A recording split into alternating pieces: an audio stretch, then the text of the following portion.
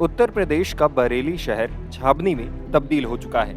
यहाँ इस्लामिया मैदान की सुरक्षा व्यवस्था को अभेद बना दिया गया है। 1400 पुलिसकर्मी मैदान की घेराबंदी में तैनात हैं। 6 एएसपी और 12 सीओ भी लगाए गए हैं। इसके अलावा 50 इंस्पेक्टर और 150 दरोगा भी वहाँ मुस्तैद रहेंगे।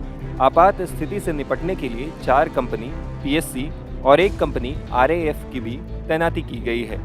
ये व्यवस्था आईएमसी यानी इत्तेहादे मिल्लत काउंसिल के प्रमुख मौलाना तौकीर रजा के एक ऐलान के बाद किया गया है।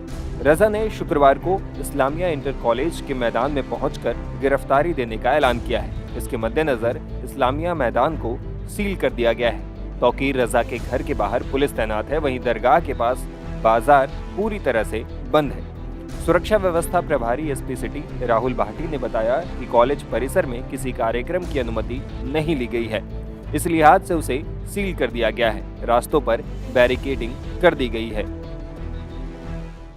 देखिए, समूचे शहर को हमने 2 जोन और 6 सेक्टर में बांटा गया है और लगभग 1000 पुलिसकर्मियों की तैनाती यहाँ पर की गई है। इसके अतिरिक्त 4 कंपनी पीएससी और 1 कंपनी आरएफ की तैनाती यहाँ पर की गई है और जितनी भी जहाँ भी जुम्मे की नमाज होनी है सारी मस्जिदों पर काफ़ी अच्छे से पुलिस कर्मियों का व्यवस्थापन है और सारी सुरक्षा व्यवस्था चाक चौबंद है। सर, मौलाना का कहना है कि वो हाल में गिरफ्तारी हुई है, इस पर क्या? देखिए, पुलिस एवं प्रशासन द्वारा किसी भी प्रकार की इस्लामिया ग्राउंड में आयोजन की या पैदल मार्च करते हुए इस्लामिया ग्राउंड में आकर गिरफ्तारी की, इस तरह के आयोजन की परमिशन नहीं मिली है।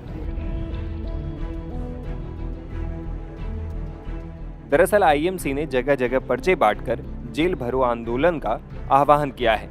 पर्चे के जरिए मुसलमानों से अपील की गई है कि अब वक्त आ गया है कि हमें ज्ञानवापी समेत अपनी मस्जिदों, मदरसों, बाजारों और मुसलमानों को लिंचिंग से बचाना है। इसलिए शुक्रवार को सभी लोग इस्लामिया ग्राउंड पर इकट्ठे हो और कलेक्ट्रेट के लिए कूच करें।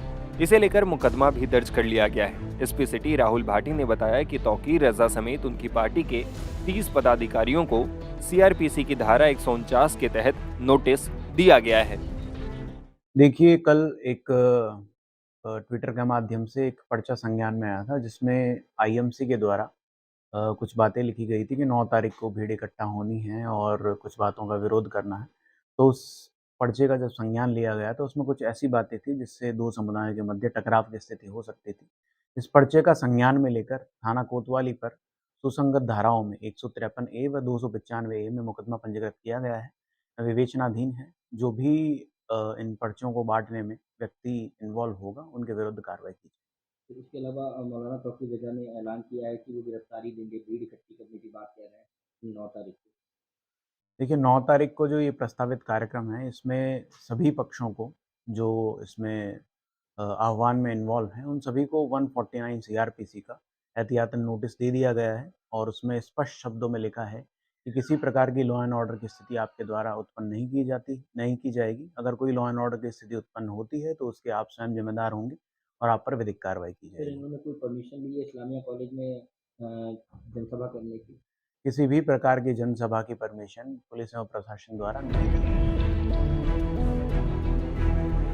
इससे पहले मौलाना तौकीर रजा ने जुम्मे की नमाज के बाद गिरफ्तारी का ऐलान किया था। उन्होंने कहा कि मानवता सुरक्षित नहीं है, मानवता की हत्या हो रही है। मैं ज्ञापन देने के लिए मैं तैयार। ज्ञापन मैं किसे दूंगा? ज्ञापन राष्ट्रपति को दिया जाता है या प्रधानमंत्री को दिया जाता है? किसे दिया जाता है? मैं किसे ज्ञापन दूं? मैं ज्ञापन नहीं दूंगा, मैं गिरफ्तारी दूंगा और ये गिरफ्तारी तब तक जारी रहेगी जब तक ये अन्याय खत्म नहीं होगा। आपका मानना है कि देश में मुसलमान सुरक्षित नहीं है? देश में इंसाफ सुरक्षित नहीं है, देश में मानवता सुरक्षित नहीं है, मानवता की हत्या की जा रही है, न्याय की हत्या की जा रही है और धर्म के आधार पर, आस्था के आधार पर फैसले हो रहे हैं और आस्था के मुताबिक। अब ये बताइए कि मदरसों में रामायण पढ़ाई जाएगी, ये कौन सा न्याय है? मदरसों में योगा किया जाएगा, ये कौन सा न्याय है? हम तो 5 वक्त योगा करते हैं, हमसे बड़ा योग करने वाला कौन है?